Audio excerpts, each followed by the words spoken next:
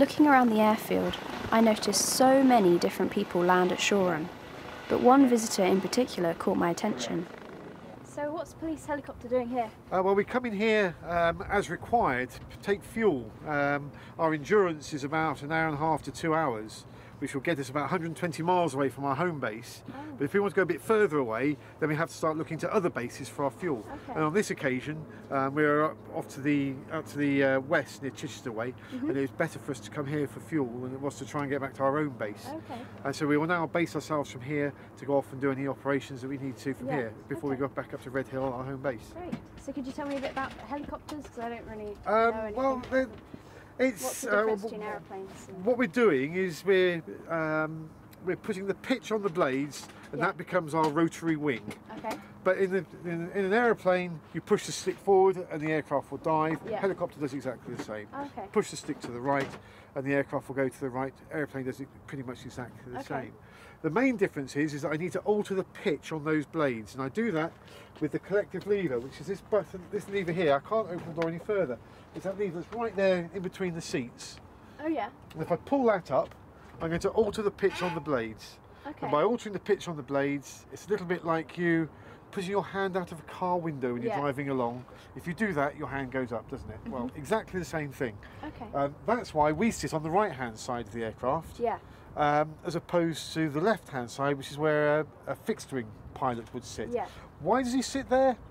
Because in a fixed wing, where his right hand is, that's where all the throttles and that are. So that's why he sits on the left. When helicopters came along, we started to sit on the left, but we found that people were bouncing their legs off the stick, climbing in and out of the aircraft. Oh, I see. And so that's right, it's on a damper. So that's why we sit on the right-hand side. Okay. You still get some older helicopters sit on the left-hand side. Have you seen MASH, that TV series MASH? No. They have a Bell 47 at the beginning of that programme, which is like a bobble helicopter with like a Meccano tail, and they still sit on the left-hand side. Oh, cool. But modern aircraft is all on the right. Yeah. So what kind of things do you go around looking for? And oh, all sorts of things. This is an EC-135 made by Eurocopter, now Airbus. And we will be looking for, yes, it's the things you see on police camera action, chasing down the motorway, looking for the baddies. Yeah. But a lot of the time is spent looking for missing or vulnerable people, looking for, and they're either young people, you know, kids that have gone adrift, or even old people who are a little bit confused, perhaps. So we spend a lot of time doing that. Photographic tasks for post a burglary or an incident. Or looking for a burglar who's done a runner from the back of somebody's house and chase them around the town, or keep their heads down whilst we wait for extra troops to come in. So how do you see at night? We have a thermal imagery system. Oh wow.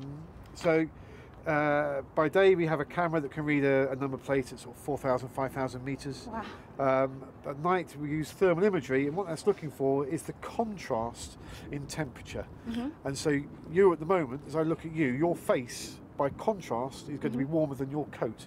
Your coat will be warmer by contrast than the cold concrete, and that's what we're looking for. Yeah, okay. Oh, well, thank you very much. No trouble. Bye. Good luck. Thank you.